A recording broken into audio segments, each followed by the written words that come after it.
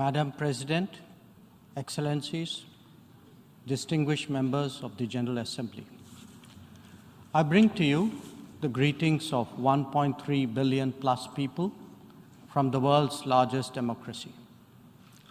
They join me in congratulating the President of the General Assembly, Ambassador Csaba Kőrösi, on his election to chair the 77th session of the UN General Assembly. They follow closely developments at the United Nations, reflecting the increasingly globalized nature of our existence.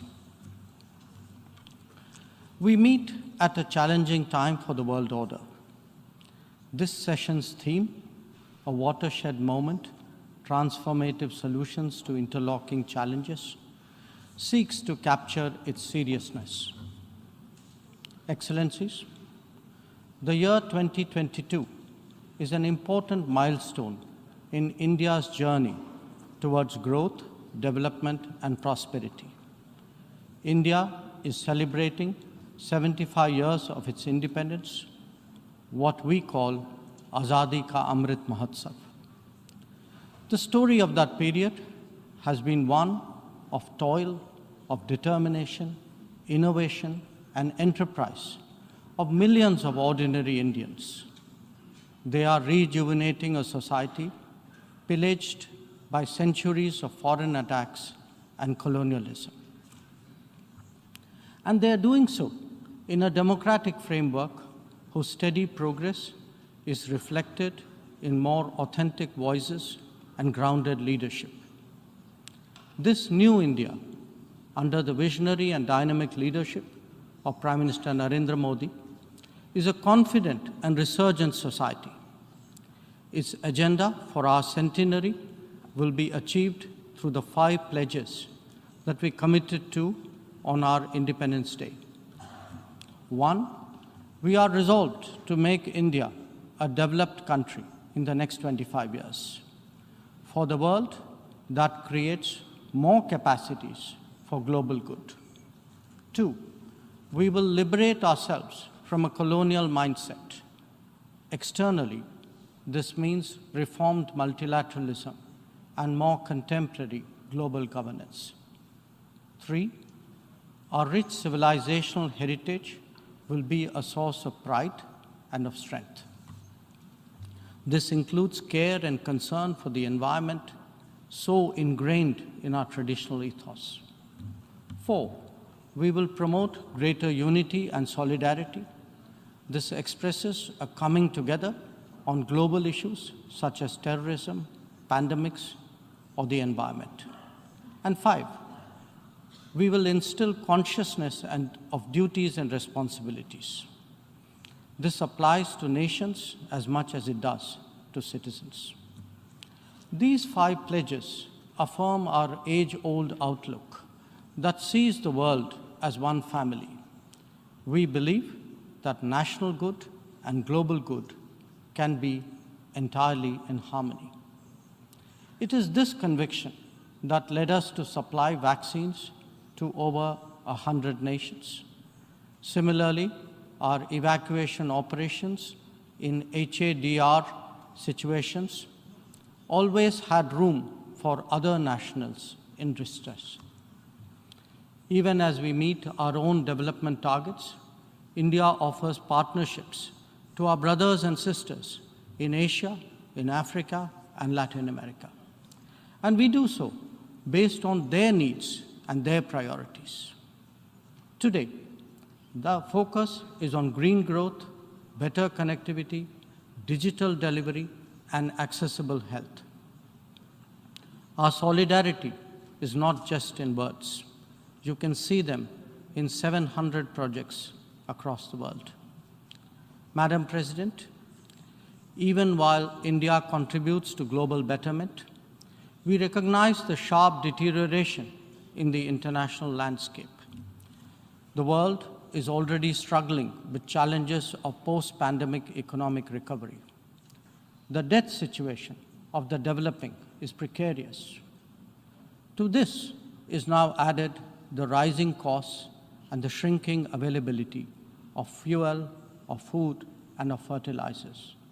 These, along with trade disruptions and diversions, are among the many consequences of the Ukraine conflict.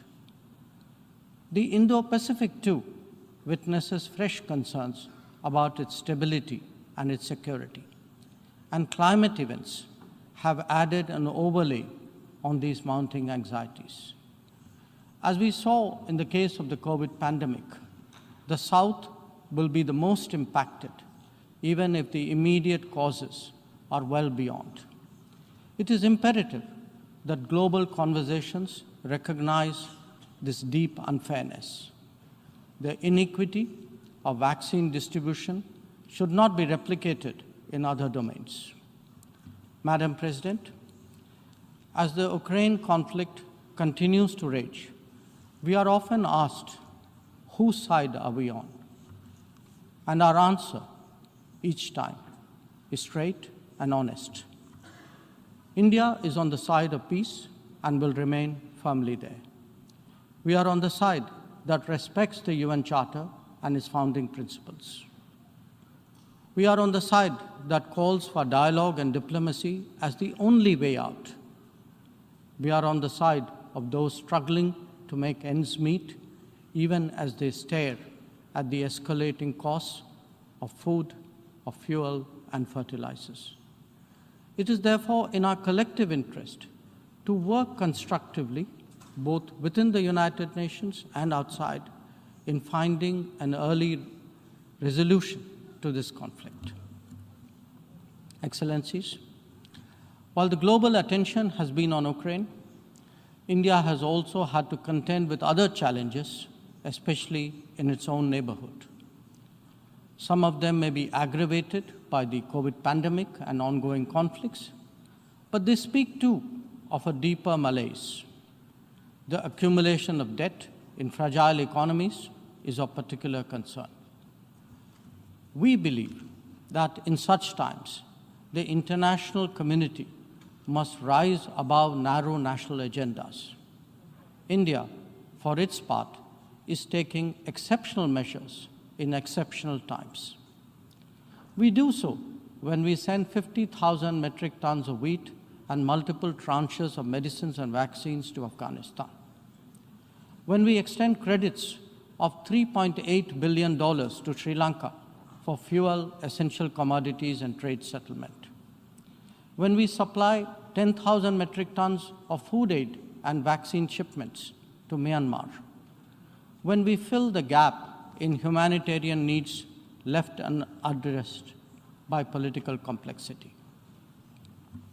Whether it is disaster response or humanitarian assistance, India has stood strong, contributing particularly to those nearest to us.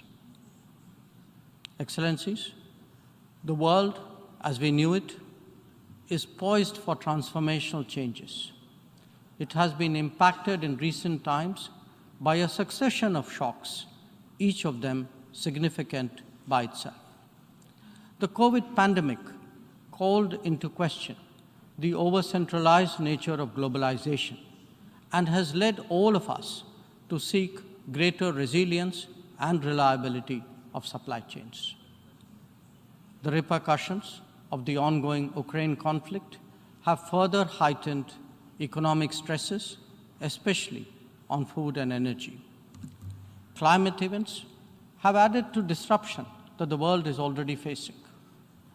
As for the promise of technology, it has certainly multiplied our capabilities, but also added to our vulnerabilities. Trust and transparency are legitimate expectations of a more digitized world.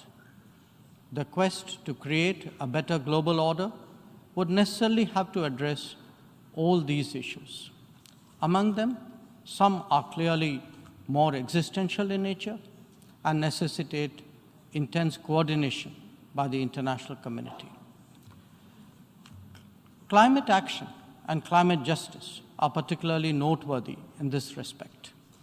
In their pursuit, India has worked with partners on the International Solar Alliance, the One Sun, One World, One Grid initiative, and the Coalition for Disaster Resilient Infrastructure. We stand ready to support any collective and equitable endeavor to protect our environment and to further global wellness. Lifestyle for environment, or LIFE, as declared by Prime Minister Narendra Modi in Glasgow on the sidelines of COP26, is our homage to Mother Nature. India remains deeply committed to fighting climate change under the UNFCCC and the Paris Agreement. We do so on the principle of common but differentiated responsibilities and respective capabilities in the light of different national circumstances. We have announced our updated nationally determined contributions after COP26. Excellencies, India's steadfast commitment to South-South cooperation is by now well established and well recognized. Our approach is based on principles of mutual respect and national ownership, with a commitment to sustainable development for all. As we begin the G20 presidency this December, we are sensitive to the challenges faced by developing countries. India will work with other G20 members to address serious issues of debt, of economic growth, food and energy security, and particularly of environment. The reform of governance of multilateral financial institutions will continue to be one of our core priorities. Madam President, India would be completing its tenure as a member of the Security Council this year. In our term, we have acted as a bridge on some serious but divisive issues confronting the Council. We have also focused on concerns such as maritime security, peacekeeping, and counter-terrorism. Our contributions range from providing technology with a human touch to ensuring safety and security of UN peacekeepers. As the chair of the Counter-Terrorism Committee this year, India would be hosting its special meeting in Mumbai and New Delhi. I invite all member states to participate in it. We need to create a global architecture that responds to the new tech tools deployed against open, diverse, and pluralistic societies. Having borne the brunt of cross-border terrorism for decades, India firmly advocates a zero-tolerance approach. In our view, there is no justification for any act of terrorism regardless of motivation, and no rhetoric, however sanctimonious, can ever cover up bloodstains. The United Nations responds to terrorism by sanctioning its perpetrators, those who politicize the UNSC 1267 sanctions regime, sometimes even to the extent of defending proclaimed terrorists. They do so at their own peril. Believe me, they advance neither their own interests nor indeed their reputation. India has always espoused a cooperative, inclusive, and consultative approach to international relations. We believe that multipolarity, rebalancing, fair globalization, and reformed multilateralism cannot be kept in abeyance. The call for reformed multilateralism, with reforms of the Security Council at its core, enjoys considerable support among UN members. It does so because of the widespread recognition that the current architecture is anachronistic and ineffective. It is also perceived as deeply unfair, denying entire continents and regions a voice in a forum that deliberates their future. India is prepared to take up greater responsibilities, but it seeks, at the same time, to ensure that the injustice faced by the Global South is decisively addressed. Our call is to allow serious negotiations on such a critical matter to proceed sincerely. They must not be blocked by procedural tactics. Naysayers cannot hold the IGN process hostage in perpetuity. In these turbulent times, it is essential that the world listens to more voices of reason and experiences more acts of goodwill. India is willing and able on both counts. We believe and advocate that this is not an era of war or of conflict. On the contrary, it is a time for development and for cooperation. Madam President, in the past, this august assembly has served as a meeting point of views and as a catalyst for action. It is vital that we continue to believe in the promise of diplomacy and the need for international cooperation. Therefore, Madam President, let us strive to return to the course of seeking peace, progress, and prosperity. I thank you.